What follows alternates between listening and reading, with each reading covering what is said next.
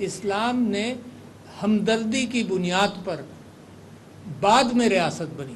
میرے نبی صلی اللہ علیہ وسلم کا مکی دور لوگوں کے ساتھ ہمدردی، پھر مدنی دور کے اندر بھی جب ریاست بن بھی گئی تو پرائمری پرپز کمیونٹی تھا، بنیادی، یعنی ریاست کی کوئی اہمیت ہی نہیں تھی.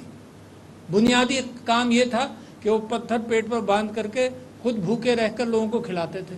خلفائے راشدین بڑی بڑی ریاست جب بہت بڑی ہو گئی، اس کے باوجود ان کا حال یہ تھا کہ وہ لوگوں کا کام کرتے تھے.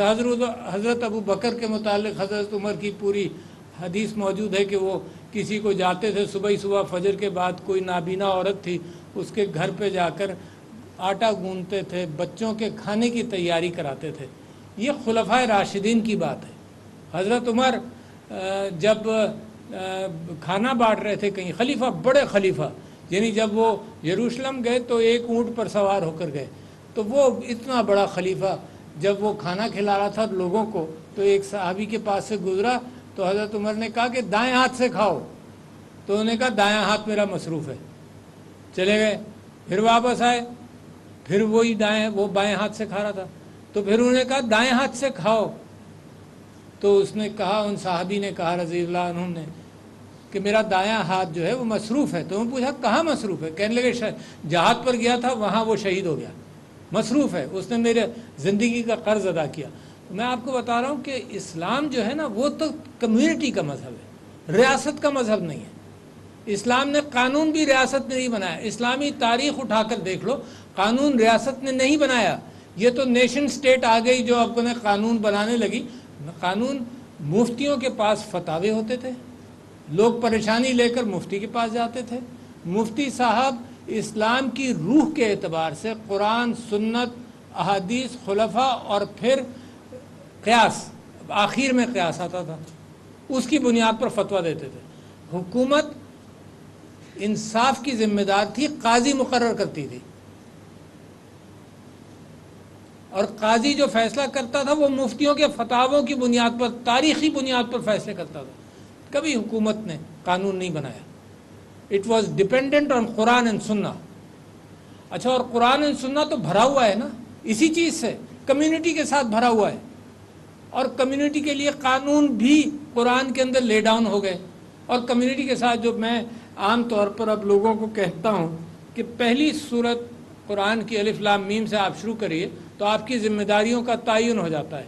یہ دوسری بات ہے کہ اب ہم نے اپنے مذہب کو ریچول بنا لیا کہ 5 وقت نماز پڑھیں گے، اور جو نماز کے اندر میں دعا مانگ رہا ہوں اللہ سے وہ مجھے یاد ہی نہیں ہے. نماز کے اندر تر تیزی سے پڑھ دیتے ہیں. کیا مانگتا ہوں؟ مجھے راستہ دکھا.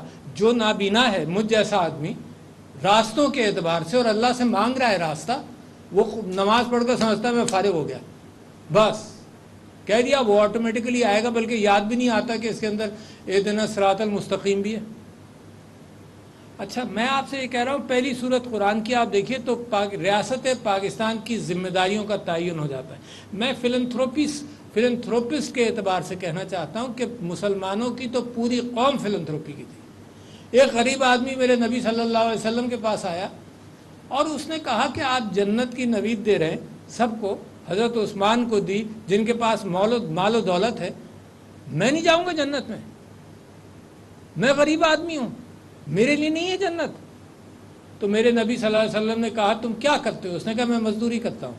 تو انہوں نے کہا کل جو کچھ تم نے کمایا وہ لے کر آ جاؤ میرے پاس. جو کچھ اس نے کمایا تھا دوسرے دن میرے نبی صلی اللہ علیہ وسلم کے پاس وہ لے گیا.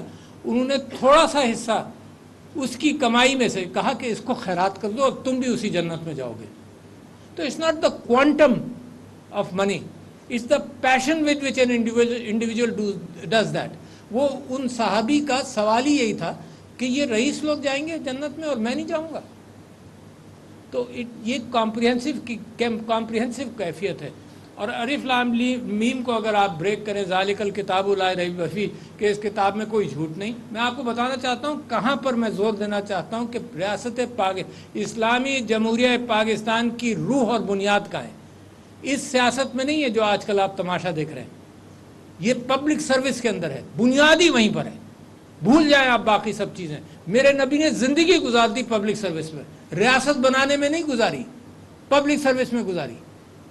بی بی عائشہ کے پاس دن میں ایک دن کے اندر کئی لاکھ درہم آ جاتے تھے خیرات کرنے کے لیے, اور اتنی خیرات کرتی تھی کہ رات کو جب ملازمہ سے پوچھتی تھی کہ کھانے کے لیے ہے, تو وہ کہتی تھی کہ اگر آپ ایک درہم بھی اس میں لاکھوں میں سے آج رکھ لیتی تو کھانے کو کچھ ہوتا. That is the spirit. تو الف لام میم کیا کہتا ہے؟ ذالک الکتاب لا ریب فیہ ھدی للمتقین الذین یؤمنون بالغیب ویقیمون الصلاۃ ومما رزقناہم. پہلا کام کہ یہ ہدایت ہے متقیوں کے لیے, ٹھیک ہے جی. دوسرا کام جو غیب پر ایمان لائے میرے نبی صلی اللہ علیہ وسلم کے ذریعے, اور جنہوں نے نماز قائم کی. نماز کا میں نے آپ سے ذکر کر دیا کہ یہ ریچول والی نماز نہیں, یہ فرض پورا کرنے والی نماز نہیں, یہ وہ نماز جو اس کا مقصد تھا. اسلام آیا تھا ریچولز کو ختم کرنے کے لیے, تہواروں کو ختم کرنے کے لیے, اور انسان کی اسپرٹ کو جگانے کے لیے. اچھا, اور پھر جو پانچویں چیز ہے وہی سب سے پہلی آپ کے لیے ہے, وہ مما رزقناہم ینفقون, کہ تمہیں جو اللہ نے رزق دیا. پہلی بات تو صرف کھانے والی بات ہے کہ تمہیں جو کھانے کے لیے دیا اس میں سے تم نے اللہ کے راستے میں خرچ کیا. وہ مال و دولت تو بعد کی بات ہے اگر آپ جمع کر لیں. It starts from there and it starts. اگر حضور اکرم صلی اللہ علیہ وسلم اور خلفائے راشدین, حضرت عمر بن عبدالعزیز, ان سب کی زندگیاں دیکھیں تو اس رزق سے بات شروع ہوتی ہے کہ جو میرے گھر پر. حضرت عمر بن عبدالعزیز جناب جب وہ خلیفہ بن گئے, بڑے رئیس خاندان سے تھے, ان کی بیوی بہت رئیس خاندان سے تھی.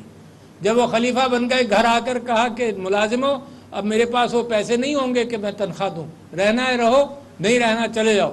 گھر کے اخراجات کا عالم یہ دیکھیے کہ بیٹا آتا تھا ماں کے پاس, ماں سے کہتا تھا ماں بازار کی سب سے سستی ترکاری پکاتی ہو اور کچھ نہیں ہے میرے لیے.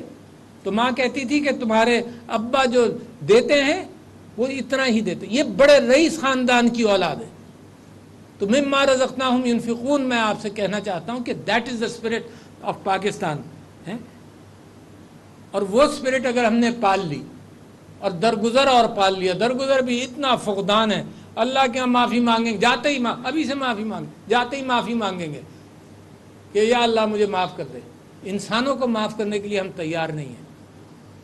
دشمن یہ نکال رہے ہیں. آج کل سب سے بڑی بحث اگر آپ ٹی وی کھول لینا تو میں سمجھتا ہوں پاکستان سے دور کرنے والی بحث سب سے زیادہ یہی ہے. ظلم کا مقابلہ ہے, انصاف کا نہیں ہے کہ ہم نے ظلم کیا, تم رو رہے تھے, تم پر ظلم ہوا, تم نہیں رو رہے. یہ اس ٹائپ کا مقابلہ ہے. کس نے زیادہ ظلم کیا, واہ واہ واہ واہ. پاکستان کے لوگ یہی سیکھ رہے ہیں کس نے زیادہ کیا, کس نے کم کیا, کس نے زیادہ سہا, کس نے کم سہا. انصاف کی بحث نہیں ہے. تو لہٰذا میں آپ سے موقع تلاش کرتا ہوں, آپ کے سامنے بات کرنا چاہتا ہوں کہ ریاست اسلامی ریاست جمہوری ریاست پاکستان کا جو مین میٹ ہے وہ قرآن کے اندر موجود ہے. اور صرف میں آپ سے بات کرنا چاہتا ہوں کمیونٹی بیسس. یہ جو موجودہ نیشن سٹیٹ ہے اس کے اوپر بالکل بھروسہ نہیں کریں, کیونکہ ہیومینٹی, یہ جمہوریتیں مل کر صحیح فیصلہ کریں گی. جمہوریت تو شورا بینہم بڑی اہم چیز ہے, مگر یہ جو ہیومینٹی بیس مذہب ہے اس نے دنیا میں جو قتال کیا ہے کہ انسان جو فیصلہ کریں گے وہی, اکثریت جو فیصلہ کرے گی وہی اچھا, بغیر موریلٹی کے, بغیر ایتھکس کے. یعنی قرآن کے اندر تو اگر تم کوئی ایک کی جان جائے تو سمجھو, غلط جان جائے تو سمجھو پوری قوم کی جان گئی, اور ایک کی جان بچ گئی تو پوری قوم کی بچ گئی. کوئی ایتھکس اور موریلٹی آج نہیں ہے.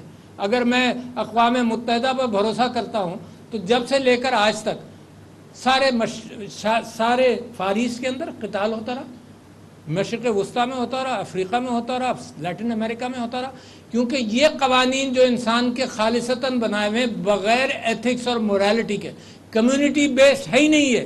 اگر انسان کو غم ہوتا تو یہاں قتال نہیں ہوتا دنیا کے اندر. تو یہ جو مذہب ہے آپ کا, اس کے اندر سب سے بنیادی چیز یہ ہے کہ اپنا کردار کر لو. کوئی یو ایس ایڈ کی ضرورت ہے آپ کو کردار بہتر کرنے کے لیے؟ اپنا کردار بہتر کرو, اپنے گھر میں خوشیاں لاؤ. اپنا کردار بہتر کرو, محبت کی بنیاد پر لاؤ. اپنا کردار بہتر کرو, درگزر کرو, قوم بن جائے گی. اور جب قوم بن جائے گی تو یہ معدنیات پر قوم, مسلمانوں کی قومیں معدنیات پر اور آئل پر اور ان چیزوں پر نہیں بنتی. مسلمان کی قوم یہاں بنتی ہے اور یہاں بنتی ہے. ان دو چیزوں سے قوم بنتی ہے, اور کوئی باقی سب چیزیں آپ کے آگے جو مادی چیزیں وہ آپ کے قدموں پر سجدہ کریں گی اگر آپ نے وہ اللہ کی روح جو اللہ چاہتا ہے کہ انسان کے ہو اس کے اندر اپنا لے. تو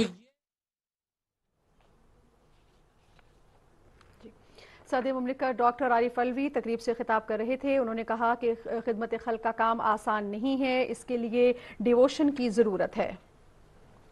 اور ناظرین آپ کو آگاہ کریں کہ سابق وزیر اطلاعات مریم اورنگزیب پریس کلب میں خطاب کر رہی ہیں, آپ کے ساتھ شیئر کرتے ہیں.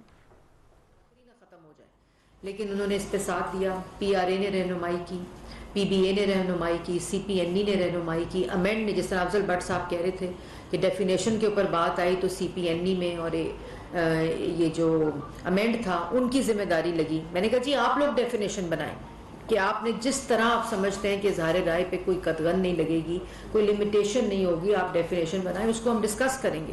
یہ 12 ماہ تک ڈسکشنز ہوتی رہیں. اس میں سب کو پھر جب افضل بٹ صاحب آئے, افضل بٹ صاحب نے پہلی میٹنگ میں یہ کہا کہ ورکرز کا کیا ہوگا.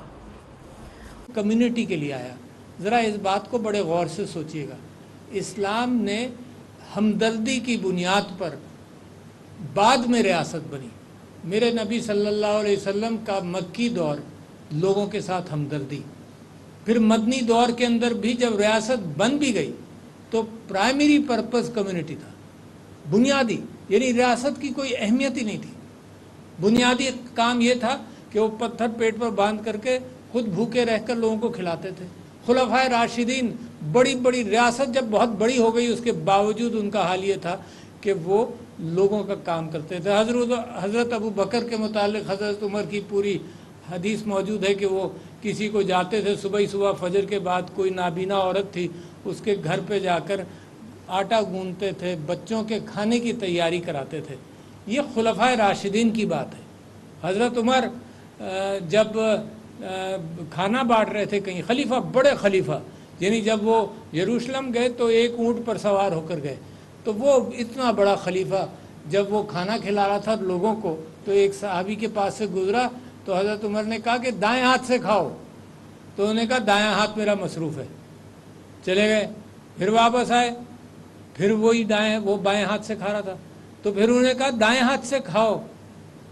تو اس نے کہا, ان صحابی نے کہا رضی اللہ عنہم نے, کہ میرا دایاں ہاتھ جو ہے وہ مصروف ہے. تو میں پوچھا کہاں مصروف ہے؟ کہنے لگے جہاد پر گیا تھا وہاں وہ شہید ہو گیا, مصروف ہے, اس نے میرے زندگی کا قرض ادا کیا. میں آپ کو بتا رہا ہوں کہ اسلام جو ہے نا وہ تو کمیونٹی کا مذہب ہے, ریاست کا مذہب نہیں ہے. اسلام نے قانون بھی ریاست نے نہیں بنایا. اسلامی تاریخ اٹھا کر دیکھ لو, قانون ریاست نے نہیں بنایا.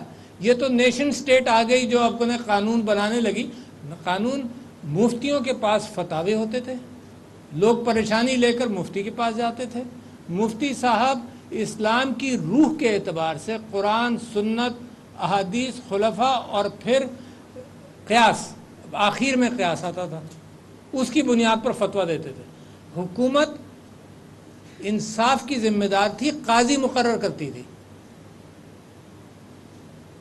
اور قاضی جو فیصلہ کرتا تھا وہ مفتیوں کے فتاووں کی بنیاد پر, تاریخی بنیاد پر فیصلے کرتا تھا.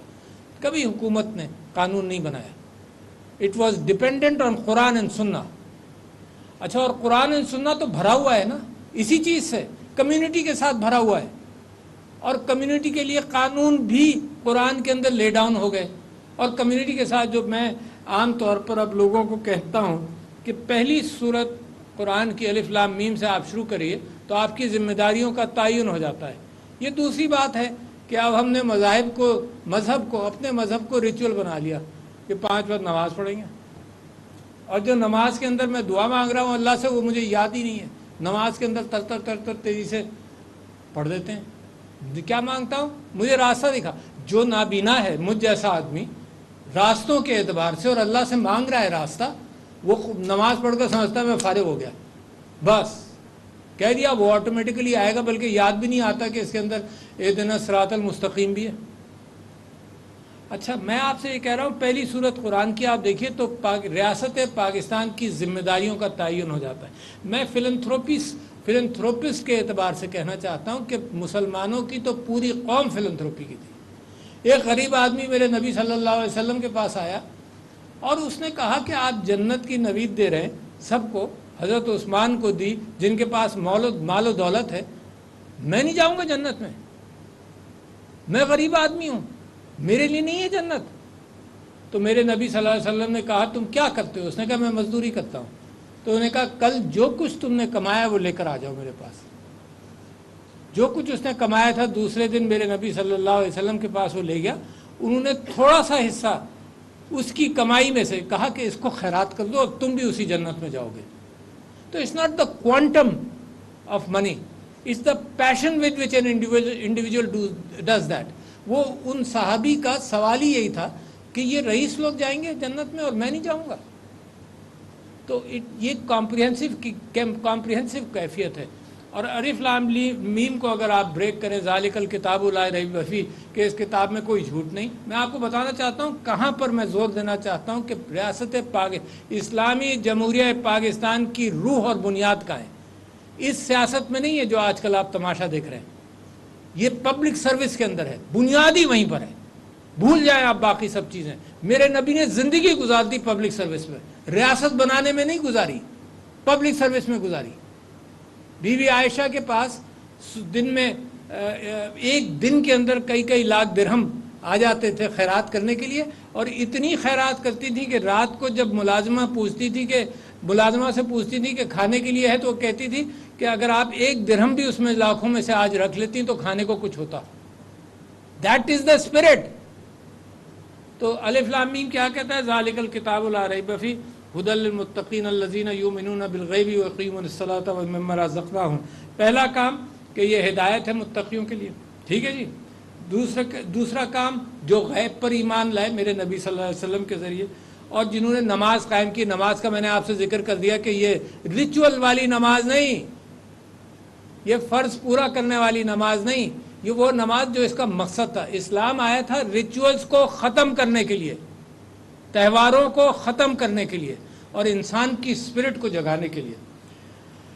اچھا, اور پھر جو پانچویں چیز ہے وہی سب سے پہلی آپ کے لیے ہے, وہ مما رزقناہم ینفقون, کہ تمہیں جو اللہ نے رزق دیا. پہلی بات تو صرف کھانے والی بات ہے کہ تمہیں جو کھانے کے لیے دیا اس میں سے تم نے اللہ کے راستے میں خرچ کیا. وہ مال و دولت تو بعد کی بات ہے اگر آپ جمع کر لیں. It starts from there and it starts. اگر حضور اکرم صلی اللہ علیہ وسلم اور خلفائے راشدین, حضرت عمر بن عبدالعزیز, ان سب کی زندگیاں دیکھیں تو اس رزق سے بات شروع ہوتی ہے کہ جو میرے گھر پر. حضرت عمر بن عبدالعزیز جناب جب وہ خلیفہ بن گئے بڑے رئیس خاندان سے تھے, ان کی بیوی بہت رئیس خاندان سے تھی. جب وہ خلیفہ بن گئے گھر آ کر کہا کہ ملازموں اب میرے پاس وہ پیسے نہیں ہوں گے کہ میں تنخواہ دوں, رہنا ہے رہو, نہیں رہنا چلے جاؤ. گھر کے اخراجات کا عالم یہ دیکھیے کہ بیٹا آتا تھا ماں کے پاس, ماں سے کہتا تھا ماں بازار کی سب سے سستی ترکاری پکاتی ہو اور کچھ نہیں ہے میرے لیے. تو ماں کہتی تھی کہ تمہارے ابا جو دیتے ہیں وہ اتنا ہی دیتے. یہ بڑے رئیس خاندان کی اولاد ہے. تو مما رزقناہم ینفقون, میں آپ سے کہنا چاہتا ہوں کہ that is the spirit of Pakistan. اور وہ اسپرٹ اگر ہم نے پال لی اور درگزر اور پال لیا, درگزر بھی اتنا فقدان ہے. اللہ کے ہم معافی مانگیں گے جاتے ہی, ابھی سے معافی مانگیں, جاتے ہی معافی مانگیں گے کہ یا اللہ مجھے معاف کر دے. انسانوں کو معاف کرنے کے لیے ہم تیار نہیں ہیں, دشمنیاں نکال رہے ہیں. آج کل سب سے بڑی بحث اگر آپ ٹی وی کھول لینا تو میں سمجھتا ہوں پاکستان سے دور کرنے والی بحث سب سے زیادہ یہی ہے. ظلم کا مقابلہ ہے, انصاف کا نہیں ہے کہ ہم نے ظلم کیا تم رو رہے تھے, تم پر ظلم ہوا تم نہیں رو رہے. یہ اس ٹائپ کا مقابلہ ہے, کس نے زیادہ ظلم کیا. واہ واہ واہ. پاکستان کے لوگ یہی سیکھ رہے ہیں کس نے زیادہ کیا, کس نے کم کیا, کس نے زیادہ سہا, کس نے کم سہا. انصاف کی بحث نہیں ہے. تو لہٰذا میں آپ سے موقع تلاش کرتا ہوں, آپ کے سامنے بات کرنا چاہتا ہوں کہ ریاست اسلامی ریاست جمہوری ریاست پاکستان کا جو مین میٹ ہے وہ قرآن کے اندر موجود ہے. اور صرف میں آپ سے بات کرنا چاہتا ہوں کمیونٹی بیسس. یہ جو موجودہ نیشن سٹیٹ ہے اس کے اوپر بالکل بھروسہ نہیں کریں, کیونکہ ہیومینٹی, یہ جمہوریتیں مل کر صحیح فیصلہ کریں گی. جمہوریت تو شورا بینہم بڑی اہم چیز ہے, مگر یہ جو ہیومینٹی بیس مذہب ہے اس نے دنیا میں جو قتال کیا ہے کہ انسان جو فیصلہ کریں گے وہی, اکثریت جو فیصلہ کرے گی وہی اچھا, بغیر موریلٹی کے, بغیر ایتھکس کے. یعنی قرآن کے اندر تو اگر تم کوئی ایک کی جان جائے تو سمجھو, غلط جان جائے تو سمجھو پوری قوم کی جان گئی, اور ایک کی جان بچ گئی تو پوری قوم کی بچ گئی. کوئی ایتھکس اور موریلٹی آج نہیں ہے. اگر میں اقوام متحدہ پر بھروسہ کرتا ہوں تو جب سے لے کر آج تک سارے فارس کے اندر قتال ہوتا رہا، مشرق وسطیٰ میں ہوتا رہا، افریقہ میں ہوتا رہا، لیٹن امریکہ میں ہوتا رہا، کیونکہ یہ قوانین جو انسان کے خالصتاً بنائے ہوئے بغیر ایتھکس اور موریلٹی کے، کمیونٹی بیسڈ ہے ہی نہیں ہے۔ اگر انسان کو غم ہوتا تو یہاں قتال نہیں ہوتا دنیا کے اندر۔ تو یہ جو مذہب ہے آپ کا، اس کے اندر سب سے بنیادی چیز یہ ہے کہ اپنا کردار کر لو۔ کوئی یو ایس ایڈ کی ضرورت ہے آپ کو کردار بہتر کرنے کے لیے؟ اپنا کردار بہتر کرو، اپنے گھر میں خوشیاں لاؤ، اپنا کردار بہتر کرو، محبت کی بنیاد پر لاؤ، اپنا کردار بہتر کرو، درگزر کرو، قوم بن جائے گی۔ اور جب قوم بن جائے گی تو یہ معدنیات پر قوم، مسلمانوں کی قومیں معدنیات پر اور آئل پر اور ان چیزوں پر نہیں بنتی۔ مسلمان کی قوم یہاں بنتی ہے اور یہاں بنتی ہے، ان دو چیزوں سے قوم بنتی ہے، اور کوئی باقی سب چیزیں آپ کے آگے جو مادی چیزیں ہیں وہ آپ کے قدموں پر سجدہ کریں گی، اگر آپ نے وہ اللہ کی روح جو اللہ چاہتا ہے کہ انسان کے ہو اس کے اندر اپنا لے۔ تو صدر مملکت ڈاکٹر عارف الوی تقریب سے خطاب کر رہے تھے۔ انہوں نے کہا کہ خدمت خلق کا کام آسان نہیں ہے، اس کے لیے ڈیووشن کی ضرورت ہے۔ اور ناظرین آپ کو آگاہ کریں کہ سابق وزیر اطلاعات مریم اورنگزیب پریس کلب میں خطاب کر رہی ہیں، آپ کے ساتھ شیئر کرتے ہیں۔ ختم ہو جائے، لیکن انہوں نے اس پہ ساتھ دیا، پی آر اے نے رہنمائی کی، پی بی اے نے رہنمائی کی، سی پی این ای نے رہنمائی کی، امینڈ نے، جس طرح افضل بٹ صاحب کہہ رہے تھے کہ ڈیفینیشن کے اوپر بات آئی تو سی پی این ای میں اور یہ جو امینڈ تھا ان کی ذمہ داری لگی۔ میں نے کہا جی آپ لوگ ڈیفینیشن بنائیں کہ آپ نے جس طرح آپ سمجھتے ہیں کہ اظہار رائے پہ کوئی قطغن نہیں لگے گی، کوئی لمیٹیشن نہیں ہوگی، آپ ڈیفینیشن بنائیں، اس کو ہم ڈسکس کریں گے۔ یہ 12 ماہ تک ڈسکشنز ہوتی رہیں، اس میں میں سب کو، پھر جب افضل بٹ صاحب آئے، افضل بٹ صاحب نے پہلی میٹنگ میں یہ کہا کہ ورکرز کا کیا ہوگا۔ کمیونٹی کے لیے آیا۔ ذرا اس بات کو بڑے غور سے سوچیے گا، اسلام نے ہمدردی کی بنیاد پر بعد میں ریاست بنی۔ میرے نبی صلی اللہ علیہ وسلم کا مکی دور لوگوں کے ساتھ ہمدردی، پھر مدنی دور کے اندر بھی جب ریاست بن بھی گئی تو پرائمری پرپز کمیونٹی تھا، بنیادی، یعنی ریاست کی کوئی اہمیت ہی نہیں تھی۔ بنیادی کام یہ تھا کہ وہ پتھر پیٹ پر باندھ کر کے خود بھوکے رہ کر لوگوں کو کھلاتے تھے۔ خلفائے راشدین، بڑی بڑی ریاست جب بہت بڑی ہو گئی، اس کے باوجود ان کا حال یہ تھا کہ وہ لوگوں کا کام کرتے تھے۔ حضرت ابو بکر کے متعلق حضرت عمر کی پوری حدیث موجود ہے کہ وہ کسی کو جاتے تھے صبح فجر کے بعد، کوئی نابینا عورت تھی اس کے گھر پہ جا کر آٹا گوندتے تھے، بچوں کے کھانے کی تیاری کراتے تھے۔ یہ خلفائے راشدین کی بات ہے۔ حضرت عمر جب کھانا بانٹ رہے تھے کہیں، خلیفہ، بڑے خلیفہ، یعنی جب وہ یروشلم گئے تو ایک اونٹ پر سوار ہو کر گئے، تو وہ اتنا بڑا خلیفہ جب وہ کھانا کھلا رہا تھا لوگوں کو تو ایک صحابی کے پاس سے گزرا تو حضرت عمر نے کہا کہ دائیں ہاتھ سے کھاؤ، تو انہوں نے کہا دائیں ہاتھ میرا مصروف ہے، چلے گئے۔ پھر واپس آئے، پھر وہی وہ بائیں ہاتھ سے کھا رہا تھا، تو پھر انہوں نے کہا دائیں ہاتھ